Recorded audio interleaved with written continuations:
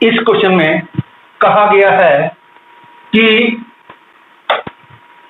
Z1, Z2, Z3 are complex numbers such that mod of Z1 is equal to mod Z2 equal to mod Z3 and equal to this equal to 1 दे रखा है। हमको mod of Z1 plus Z2 plus Z3 की value निकालनी है। To do this question there are two ways। पहले मैं short way से करता हूं, फिर मैं ट्रिग्नोमेट्रिकल वे से भी कर दूंगा। मैं फॉर्मूला यूज करूंगा mod Z square equal to Z Z bar. ये वाला फॉर्मूला आपको पता होगा, नहीं पता है तो याद रख लो। इसको मैं इस क्वेश्चन में यूज करने वाला हूं।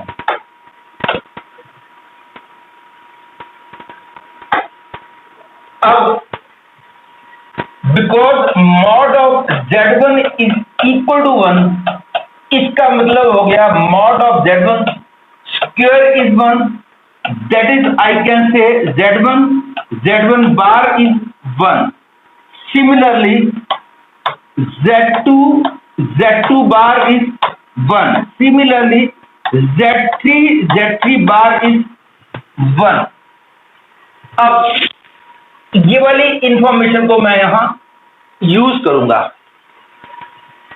इसकी वैल्यू 1 दे रखी है, तो आया 1/Z1 plus 1/Z2 plus 1/Z3 is equal to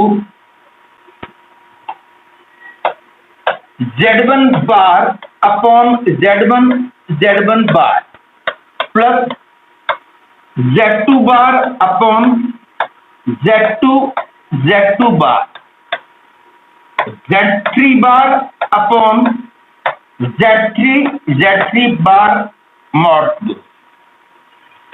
अब ये है मॉड ऑफ Z1 स्क्वायर, और मॉड ऑफ Z1 स्क्वायर जो है वो 1 होता है, क्योंकि ये और ये एक ही बात होते हैं। तो ये है मॉड Z1 स्क्वायर और मॉड Z1 स्क्वायर 1 है। इसी तरह से मॉड Z2 स्क्वायर भी 1 है, मॉड Z3 स्क्वायर भी 1 है। तो I get Z1 bar plus Z2 bar plus Z3 bar, which is equal to mod of Z1 plus Z2 plus Z3 whole bar, that is equal to, हम जानते हैं mod of Z बार बोलो या mod of Z बोलो, एक ही बात होती है। Hence this is equal to mod of Z1 plus Z2 plus Z3। और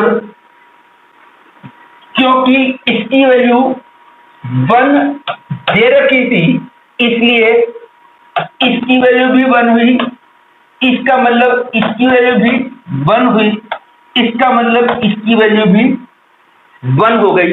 hence I get the choice A as the correct choice. अब मैं इस क्वेश्चन को अल्टरनेटिव वे से करके दिखा रहा हूं। Mod of Z1, mod Z2, mod Z3 तीनों 1 है, तो मैं Z1 को 1 into cos alpha plus i sine alpha बोल सकते हैं, और Z2 को पोलर फॉर्म यही होती है, यहां पे R आता है, यहां पे आर्गुमेंट आता है। तो आर्गुमेंट मैंने Z1 का अल्फा मान लिया है। ये हो गया 1 into cos beta plus i sine beta. Z3 equal to 1 into cos gamma plus i sine gamma. अब यहां पे मैं अब ये वाली वैल्यूज पुट कर रहा हूं। ये आप ध्यान देना कि 1 upon cos theta plus i sine theta जो है cos theta minus i sine theta होता है। प्लस हो तो माइनस बन जाता है, माइनस हो तो प्लस बन जाता है। अब ये वाली वैल्यूज को मैं यहां पुट कर रहा हूं, तो I get 1 upon Z1 plus 1 upon Z2 plus 1 upon Z3 equal to 1 upon cos alpha plus i sine alpha 1 upon cos beta plus i sine beta 1 upon cos gamma plus i sine gamma. इसकी value भी 1 है क्योंकि इसकी value 1 दे रखी है। This implies that ये ऊपर चला गया तो आया cos alpha minus i sine alpha cos beta minus i sine beta cos gamma minus i sine gamma equal to 1, and from here I get mod of cos alpha plus cos beta plus cos gamma minus I into sin alpha plus sin beta plus sin gamma is equal to 1। मतलब कि इस पूरे के modulus की value 1 है। अब आ जाओ इसकी वैल्यू निकालने पे, mod of Z1 plus Z2 plus Z3। इसके लिए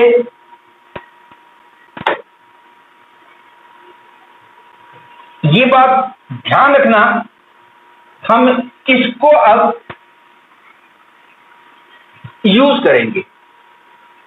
हमने अब वैल्यू निकालनी है, देखिए mod of Z1 plus Z2 plus Z3। तो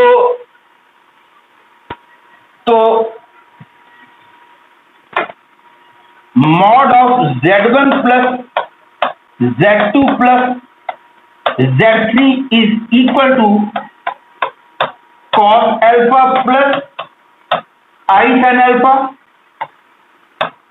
plus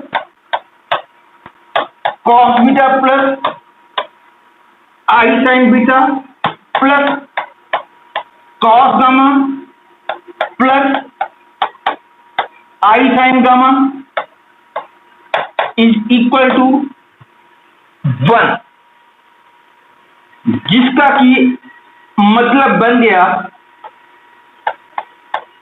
cos alpha plus cos beta plus cos gamma i into sine alpha plus sine beta plus sine gamma. इसकी value हमने निकालनी है। दिस इज इक्वल टू, अब क्योंकि इसकी value 1 है और ये क्लियरली एक दूसरे के कंजुगेट है, क्योंकि हम जानते हैं मॉड ऑफ Z बोलो या मॉड ऑफ Z बार बोलो हमेशा बराबर आते हैं। तो क्योंकि ये और ये एक दूसरे के कंजुगेट हैं और इसकी वैल्यू 1 है तो इसकी वैल्यू भी 1 आ जाएगी। Hence we have got the answer as equal to 1।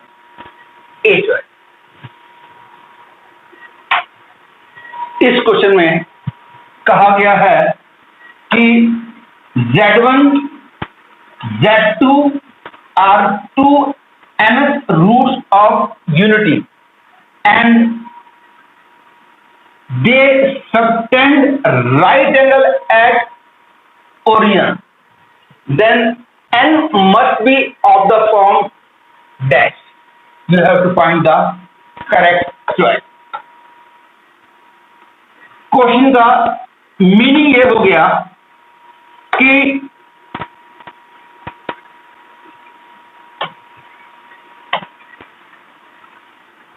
हम जानते हैं कि nth roots of unity always lie on a circle with center 0 0, radius 1, and divide this circle into n equal parts. ये हम जानते हैं. पहला वाला पार्ट होगा 1, दूसरा पार्ट होगा 1 into cos 2 pi by n plus I sin 2 pi by n. ये वाला पार्ट होगा cos 4 pi by n plus I sin 4 pi by n. ये हो जाएगा cos 6 pi by n plus I sin 6 pi by n and so on. तो in general idea से कि Z1 की वैल्यू मैं मान सकता हूं cos 2k pi by n plus I sin 2k pi by n. और सपोज Z2 आगे है, Z2 को मैं cos 2m pi by n plus I sin 2m pi by n बोल सकते हैं. अब यदि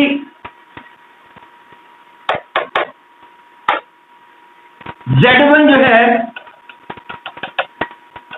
यहां हुआ,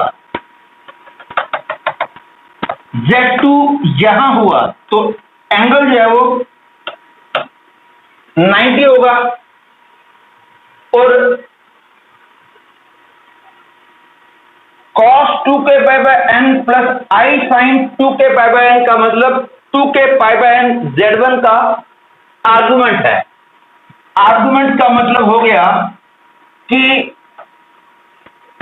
ये वाला angle 2k pi by n है एंड Z2 का argument 2m pi by n है. मतलब कि ये पूरा angle 2m pi by n है. और इससे क्लियर है कि 2m pi by n minus 2k pi by n will be equal to pi by 2 according to question, information of the question. That is, I get 4 into m minus k into pi is equal to n pi. That is 4 into m minus k equal to n. और क्योंकि m और k integer हैं तो इसकी value 4 की multiple होगी, therefore n की value 4 की मल्टीपल होगी. That is n is of the form 4k.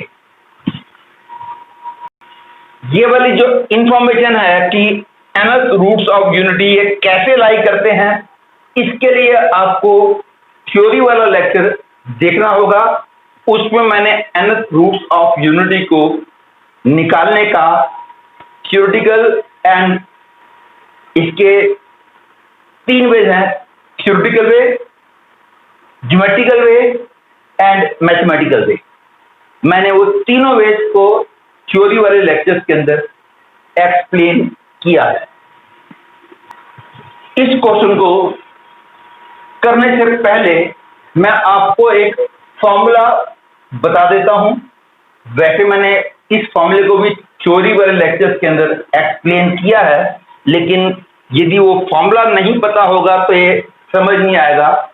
मैं कंप्लीट डिटेल तो नहीं, लेकिन इतना बता दूंगा कि आप ये क्वेश्चन समझ पाओ। वो ये है कि सपोज 2 लाइंस हैं, जिस जगह पे कट करती हैं वहां का एफिक्स Z1 है। एफिक्स का मतलब complex number of this point.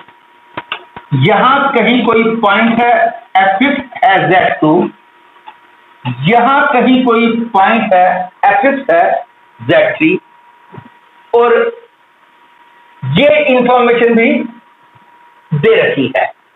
हमने सपोज ये वाला एंगल निकालना है, तो एंगल निकालने के लिए जो एंगल आपने निकालना है वहां पे एंटी क्लॉकवाइज डायरेक्शन बना लो, और उसके बाद आर्गुमेंट ऑफ इस पॉइंट का नाम मैं A, B, C रख देता हूं।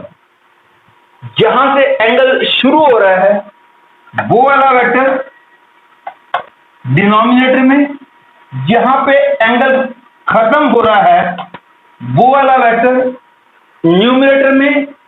This is equal to argument of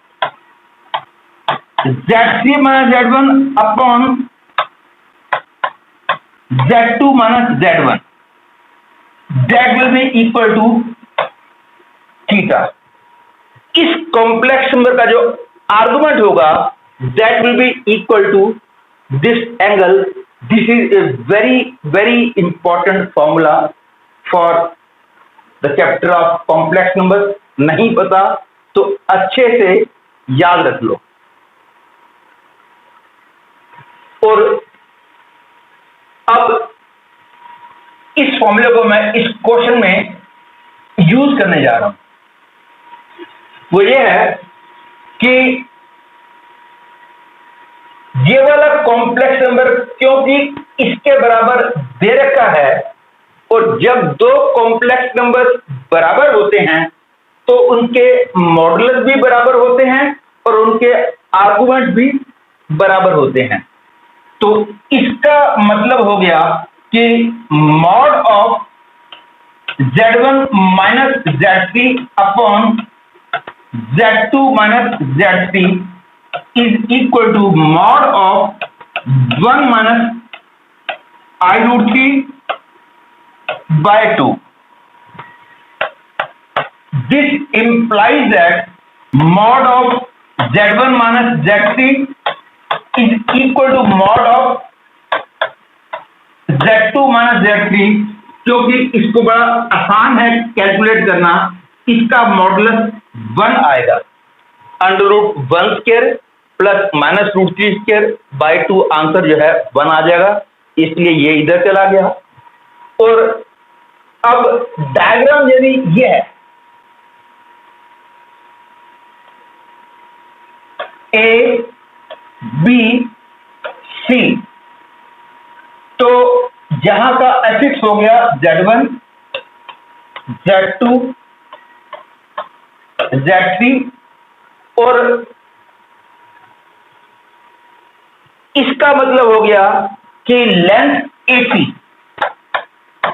is equal to the length BC। मतलब कि AC और BC की लेंथ बराबर हो गई। अभी तक की इंफॉर्मेशन से हमको ये मिल गया, AC और BC की लेंथ बराबर हो गई। अब नेक्स्ट पार्ट, अब इसके आर्गुमेंट की बात करते हैं। Argument of Z1 minus Z3 upon Z2 minus Z3 is equal to argument of 1/2 minus i into √3/2. That is, it implies that argument of ये हो गया सी ए वेक्टर, ये हो गया C B vector is equal to, इसका argument clearly tan inverse minus √3/2 upon 1/2, that is tan inverse minus √3 आ जाएगा।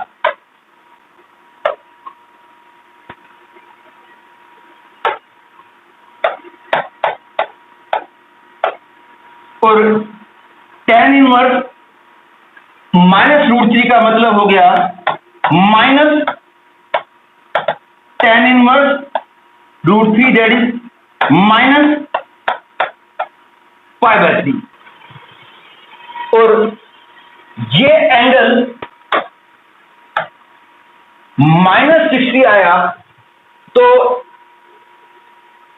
इसका मतलब हो गया सीबी और सीए के बीच का अमाउंट ऑफ एंगल तो 60 आ गया, लेकिन आंसर में -60 आया है। एक्चुअली मैंने अभी बताया था एंगल सीबी से शुरू होता है, सीए तक जाता है और एंटी क्लॉकवाइज डायरेक्शन होती है, लेकिन यहां पे एंगल नेगेटिव दे रखा है, तो इसका मतलब हो गया एंगल सीबी से शुरू होगा, सीए तक जाएगा और डायरेक्शन क्लॉकवाइज होगी और अमाउंट ऑफ एंगल 60 होगा। सीबी से शुरू होगा, सीए तक जाएगा, डायरेक्शन क्लॉकवाइज होगी। यस, ये डायरेक्शन क्लॉकवाइज है और ये एंगल हो गया अमाउंट में 60। यदि बाय चांस मेरी फिगर ऐसी होती, ए यहां पे, सी यहां पे, बी यहां पे, तो इस फिगर के हिसाब से सीबी और सीए बराबर हो चुके हैं, हम इन दोनों को बराबर बोल दे, और एंगल सीबी से शुरू होगा, सीए तक जाएगा और 60 डिग्री होगा और क्लॉकवाइज डायरेक्शन होगी। लेकिन यहां पे सीबी से शुरू होके सीए तक जाएगा, अमाउंट तो मैं 60 बोल दूंगा, लेकिन ये डायरेक्शन तो एंटी क्लॉकवाइज है, इसलिए ये वाली फिगर गलत हो जाएगी। This will be correct figure, and the correct answer is, क्योंकि ये 60 है और ये दोनों साइड बराबर हैं, तो ये दोनों तो ऑटोमेटिकली बराबर हो जाएंगे, तो तीनों एंगल 60 हो जाएंगे। Therefore the correct choice will become C, that is equilateral triangle. इस क्वेश्चन में कहा गया है कि for all complex numbers z1 and z2 satisfying these two equations, find the minimum value of mod of z1 minus z2। तो again इसको geometrically करेंगे तो समझने में भी आसान है, छोटा भी है और कॉन्सेप्ट भी आपके क्लियर और स्ट्रांग होंगे, तो इसलिए मैं इसको ज्योमेट्रिकली करूंगा। क्लियर है, मॉड ऑफ z1 12 है, तो इसका मतलब यह हुआ कि z1 light on a circle with centre 0 0, radius 12, ये हो गया 12, और इसका मतलब हो गया mod of z2 minus 3 + 4i equal to 5 mod of Z2 minus 3 plus 4i equal to 5। ध्यान देने वाली बात यह है कि इसका मॉडुलस भी 5 है, तो थोड़ी सी आसानी हो जाएगी हमारे को। ये हो गया 3 plus 4i somewhere here। This हम जानते हैं कि mod of z minus z0 equal to r represent a circle with a fixed of center Z0 and radius R। ये वाला फॉर्मूला आपको पता होगा। तो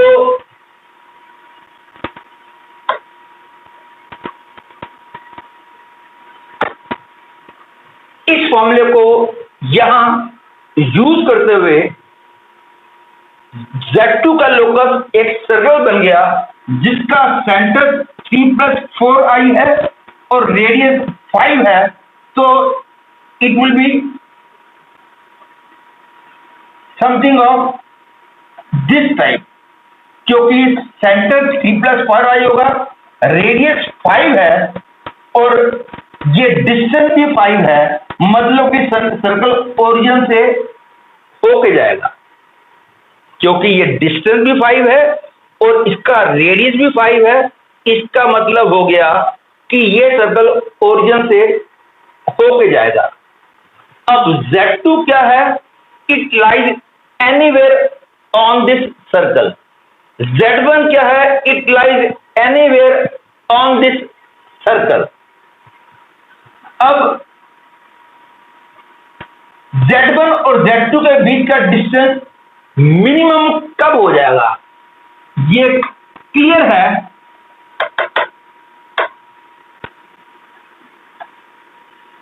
इसको मैं ज्वाइन कर, दोनों के सेंटर्स को मैं दोनों सर्कल के सेंटर को ज्वाइन कर देता हूं और आगे प्रोड्यूस कर देता हूं। दोनों के सेंटर्स को ज्वाइन किया और लाइन को आगे प्रोड्यूस कर दिया।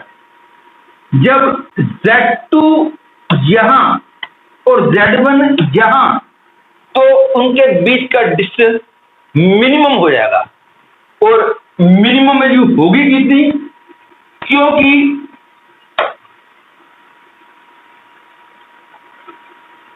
ये पूरा रेडियस 12 है, क्योंकि मॉड ऑफ Z1 12 है और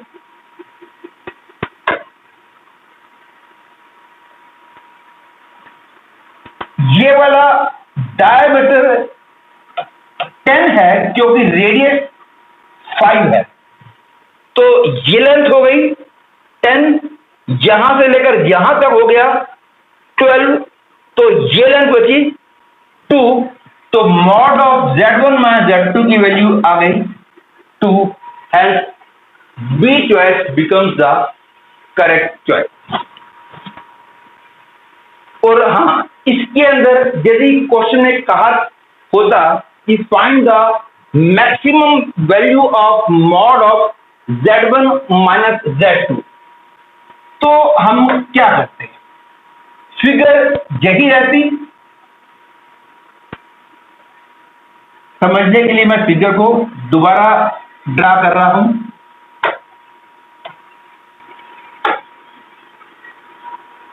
अब यदि इनके बीच का मैक्सिमम डिस्टेंस पूछा जाए तो मैक्सिमम कब होगा? दोनों के सेंटर्स को ज्वाइन कर दो और आगे प्रोड्यूस कर दो। क्लियर है?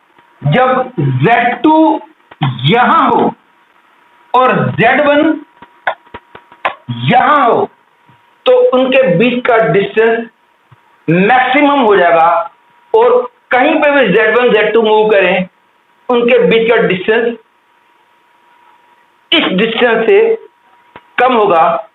तो ये डिस्टेंस हो गया 10, ये हो गया 12, तो पूरा हो गया 22। तो इसकी मैक्सिमम वैल्यू हो गई 22, it is just for knowledge and clarity of concepts.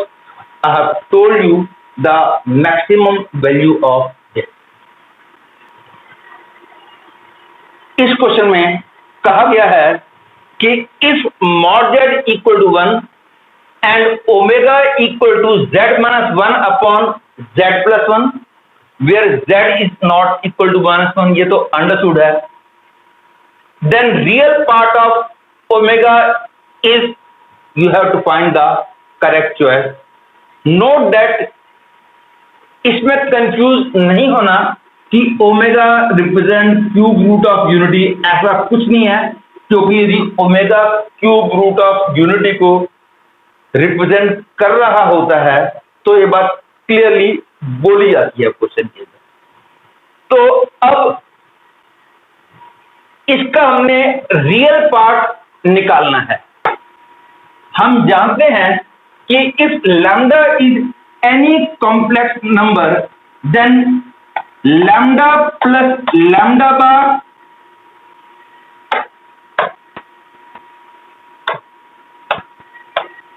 Bye 2 is the real part of lambda.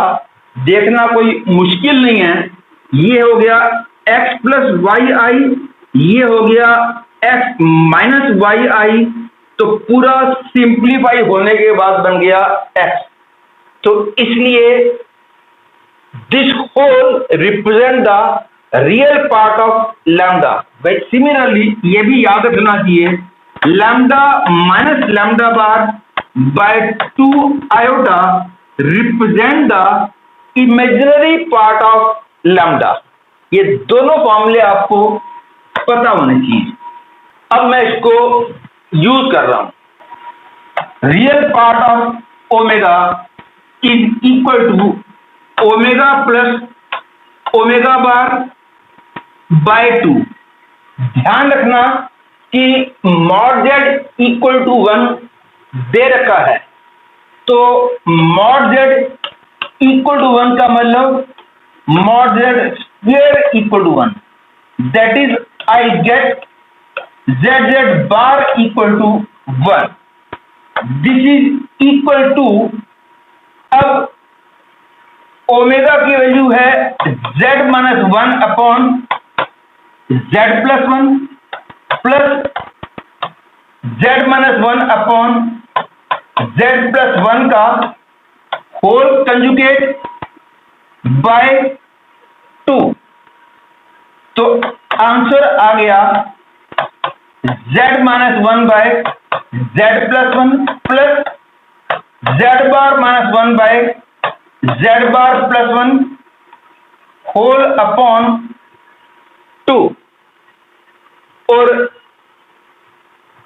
Further it is equal to, LCM लिया तो I get z minus 1 into z bar plus 1 plus z bar minus 1 into z plus 1 whole upon 2 into z plus 1 into z bar plus 1। This is equal to, अब ये दोनों तो clearly एक दूसरे के conjugate हैं, क्योंकि 1 को मैं 1 बार लिख सकता हूं, तो z plus 1 into z plus 1 whole bar इसको लिख सकते हैं, तो ये बन गया mod of z plus 1 whole square. तो अपॉन में आ गया 2 into mod of z plus 1 whole square. ऊपर आ जाएगा सिंप्लीफाई करने के बाद z bar plus z minus z bar minus 1 plus z bar minus z plus z bar minus 1। और ये क्लियर है, z will get cancel, z bar will get cancel, and this implies that क्योंकि इसकी value 1 है,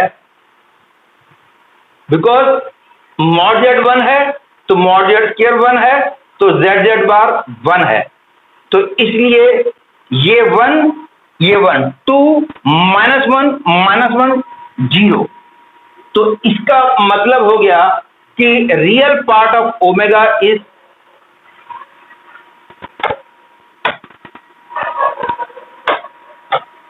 ए is the correct choice. इस question में कहा गया है omega not equal to 1 is cube root of unity and 1 plus omega square whole to the power n is equal to 1 plus omega to the power 4 whole to the power n, then the least positive value of n is. So to do this question we will proceed in this way, क्योंकि omega cube root of unity को represent कर रहा है, इसलिए 1 plus omega square 0 होगा और omega cube 1 होगा। ये बात आपको पता है, और इन दोनों बातों को मैं यूज कर रहा हूं। 1 plus omega square becomes minus omega to the power n equal to, ये हो गया 1 प्लस ओमेगा, क्योंकि ओमेगा क्यूब 1 होता है, ये हो गया 1 plus omega is minus omega square whole to the power n, that is I get omega to the power n equal to omega to the power 2n, that is I get omega to the power n equal to 1, और omega to the power n 1 है, तो least positive value of n so that the answer is 1 is clearly 3. Therefore the correct choice becomes B. इस question में कहा गया है कि locus of z which lies in the shaded region, this is the shaded region excluding the boundaries को include नहीं करना है, is best represented by, you have to find the correct choice. इस क्वेश्चन को करने से पहले आपको एक कॉन्सेप्ट सीखना होगा। अगेन ये वाला कॉन्सेप्ट मैंने थ्योरी वाले लेक्चर के अंदर डिटेल में एक्सप्लेन किया है, लेकिन शॉर्ट में मैं बता देता हूं केवल कि यदि ये वाला पॉइंट ए है, ये वाला पॉइंट बी है, यहां का एक्सिस z1, यहां का axis z2, then argument of A B vector बोलो या argument of z2 minus z1 बोलो, एक ही बात है। ये z2 माइनस z1 का आर्गुमेंट का मतलब क्या है? यदि अकेला आर्गुमेंट ऑफ z1 बोले तो इसका तो मतलब हो जाएगा कि z1 को ओरिजिन से ज्वाइन कर दो, ये जो एंगल आएगा this is the argument of z1, और अकेला आर्गुमेंट ऑफ z2 का मतलब होता है कि z2 को ओरिजिन से ज्वाइन कर दो और ये जो एंगल आएगा that is argument of z2, ये तो आपको पता ही है।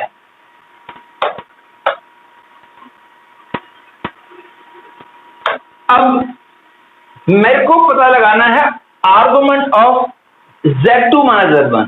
ये ध्यान रखना, argument of z2 minus z1 को हम argument of z2 minus argument of Z1 नहीं बोल सकते। तो अब ये क्या है, अब AB वेक्टर की डायरेक्शन ऊपर की तरफ, इसको पीछे प्रोड्यूस कर दो, वेक्टर ऊपर की तरफ और positive direction of x axis vector इस तरफ, और एंगल हमेशा positive direction of x axis से शुरू होता है और वेक्टर तक जाता है, और यदि डायरेक्शन एंटी क्लॉकवाइज हुई तो एंगल पॉजिटिव होगा, क्लॉकवाइज हुई तो एंगल नेगेटिव होगा। सपोज ये वाला एंगल सपोज 40 डिग्री है, तो हम बोलेंगे argument of Z2 minus Z1 is equal to 40 degree. मतलब कि argument of Z2 minus Z1 का मतलब हो गया कि Z1 और Z2 को मिलाने वाली लाइन में एक्स एक्सिस की तरफ कितना एंगल बनाया है, जबकि वेक्टर A से B की तरफ जा रहा है। लेकिन यहीं पे यदि आपसे कह दिया जाता कि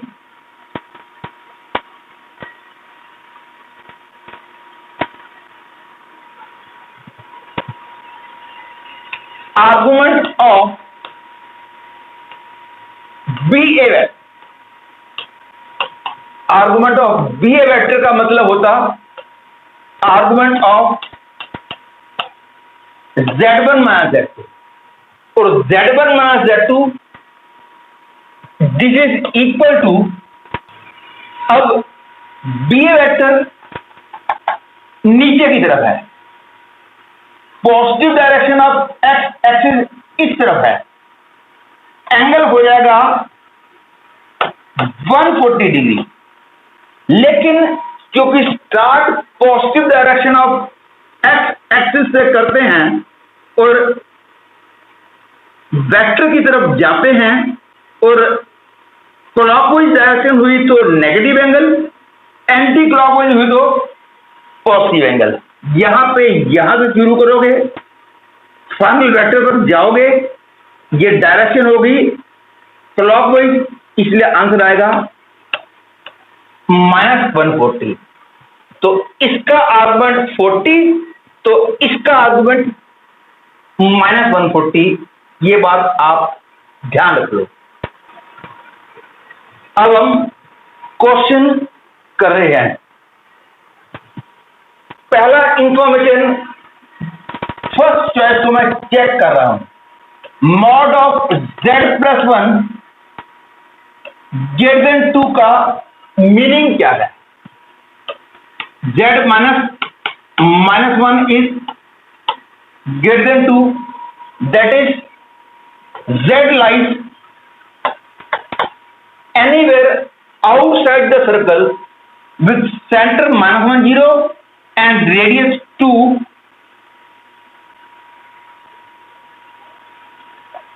तो Z इस सर्कल के बाहर कहीं भी लाई कर सकता है। ये डिस्टेंस जो है वो 2 है, इसके बाहर होगा तो Z का -1 से डिस्टेंस 2 से बड़ा हो जाएगा, क्योंकि ये -1 0 है, ये 0 0 है, तो ये 1 0 होगा, तभी तो ये 2 बनेगा। तो इस पॉइंट से इधर जहां पे यहां पे जहां मर्जी हो, this condition will be satisfied. इन सारे पॉइंटों के लिए ये कंडीशन सेटिस्फाइड है। अब एंड होने का मतलब वो पॉइंट जो दोनों को सेटिस्फाई करेंगे वो हमारे आंसर में आएंगे। अब ज्योमेट्रिकली इसका मतलब क्या है। आर्गुमेंट ऑफ Z+1 का मतलब Z minus is less than π/4 mod. अब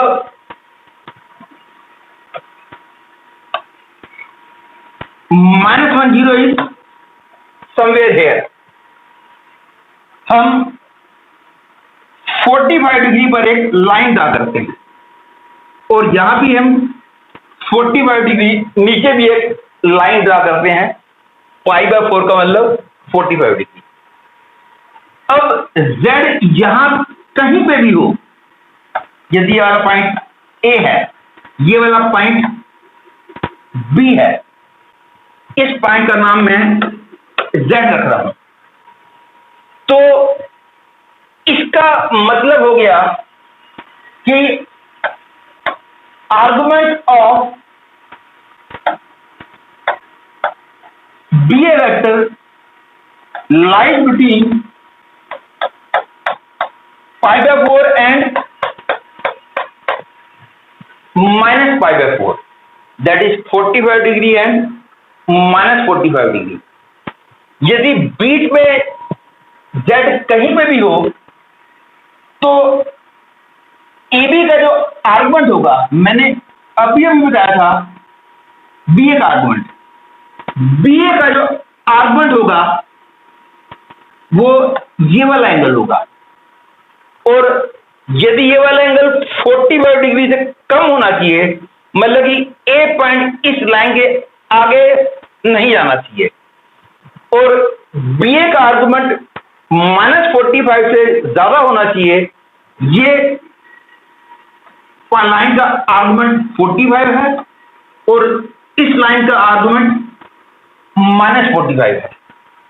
तो for the point Z to satisfy this condition, that is for the point A to satisfy this condition, B is a fixed point.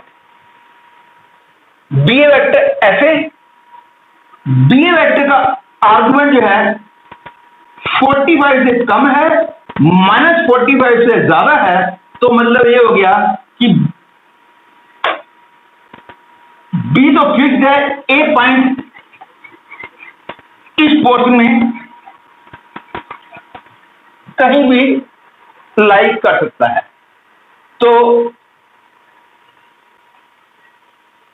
अब mod of Z+1 less than π/4 का मतलब हो गया ये वाले सारे पॉइंट। अब पहले वाले पार्ट ने बोला था इसके बाहर वाले सारे पॉइंट, अब इसको मैं इसमें ड्रा कर देता हूं।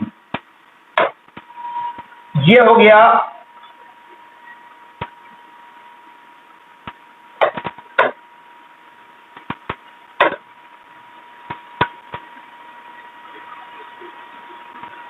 ये और ये angle 45 degree. To satisfy second condition, Z lies anywhere in this region. To satisfy first condition, Z lies anywhere outside. तो क्लियर है, दोनों कंडीशन सेटिस्फाइड तभी होंगी जब पॉइंट यहां पे होगा। तो ये वाले पॉइंट इन दोनों कंडीशंस को सेटिस्फाई करेंगे, तो immediately I can say A is the correct choice. इस क्वेश्चन में कहा गया है कि ABC are integers, not all simultaneously equal, and omega is cube root of unity, omega is not equal to 1, then the minimum value of mod of A plus B omega plus C omega square is to be found. इसको proceed करने के लिए A plus B omega plus C omega square को हम लिख सकते हैं A plus B into -1 plus √CI/2 plus C into -1 minus √3i/2 mod closed. This is equal to a minus b/2 minus c/2 plus I into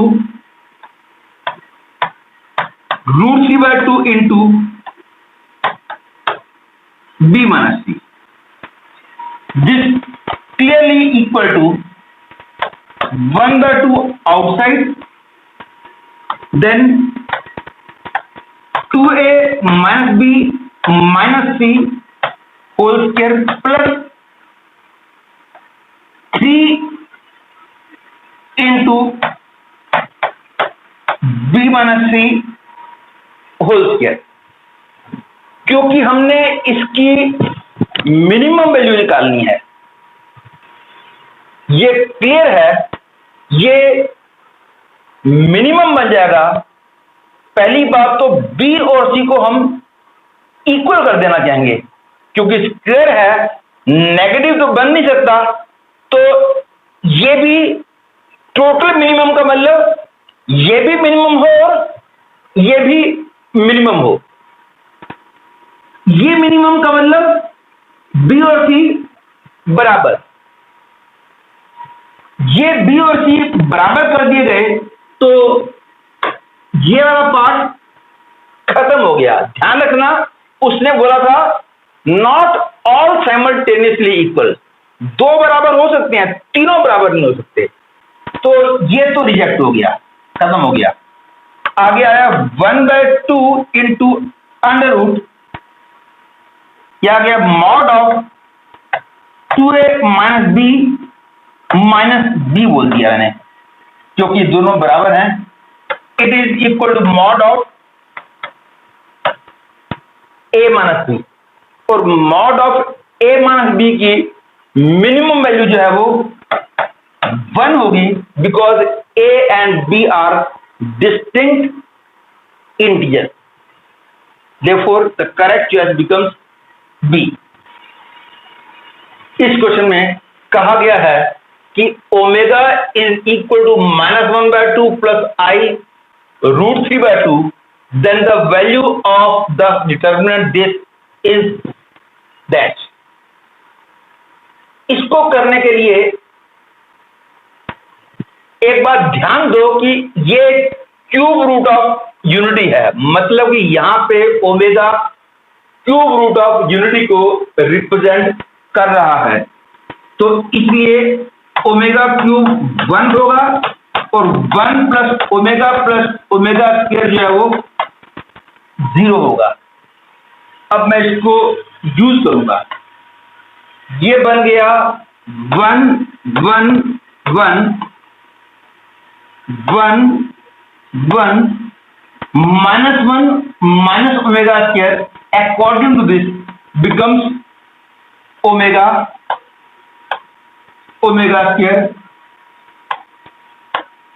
square and this is omega cube 1 हो गया, इसलिए omega आ गया। And further this is equal to using R1 changes to R1 plus R2 plus R3. I get 1 1 1 0, sorry यहां पे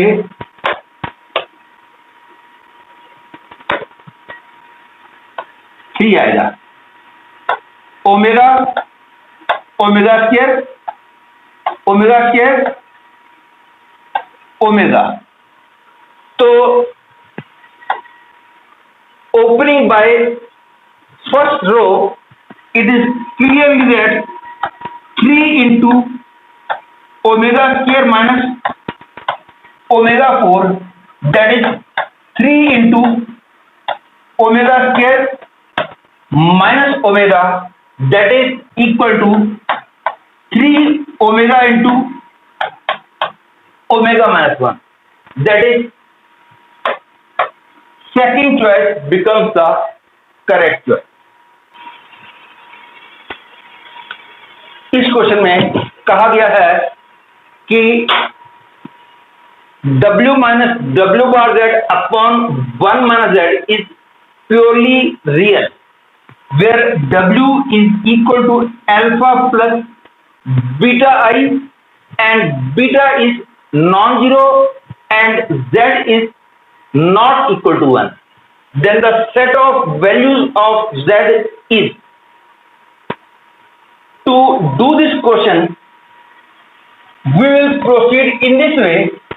क्योंकि ये purely real है तो इसलिए इसका कंजुगेट इसी के बराबर होगा और वहां से हम z के बारे में इंफॉर्मेशन लेके आएंगे. That is w minus w bar z upon 1 minus z equal to conjugate of this w bar minus wz bar upon 1 minus z bar. इसका कंजुगेट इसका कंजुगेट ये हो गया, इसका कंजुगेट ये हो गया. तो दोनों को मैंने इक्वेट कर दिया क्योंकि ये प्योरली रियल दे रखा था इसलिए दोनों बराबर होंगे. अब क्रॉस मल्टीप्लाई किया omega minus w bar z into 1 minus z bar equal to w bar minus wz bar into 1 minus z. That is I get w minus w bar z minus wz bar plus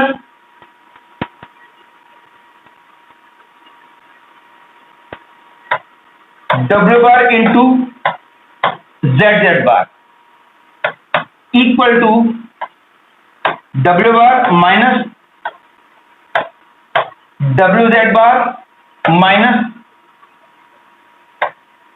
w bar z plus wz bar. अब इसके बाद wz बार से wz बार cancel हो गया,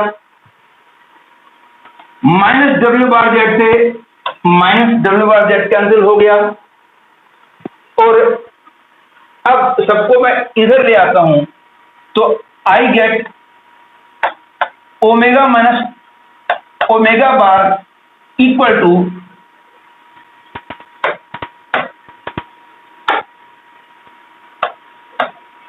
plus omega bar minus omega into zz bar equal to 0. That is I get omega bar minus omega into -1 plus mod z square equal to 0. और क्योंकि ये कहा गया है कि बीटा नॉन जीरो है मतलब कि w इज इमेजिनरी नंबर है तो ओमेगा बार और ओमेगा बराबर हो ही नहीं सकते इसलिए ये नॉन जीरो हुआ मतलब कि ये 0 हो गया तो mod z square equal to 1 आ गया तो I get mod z equal to 1 hence I get D as the correct choice.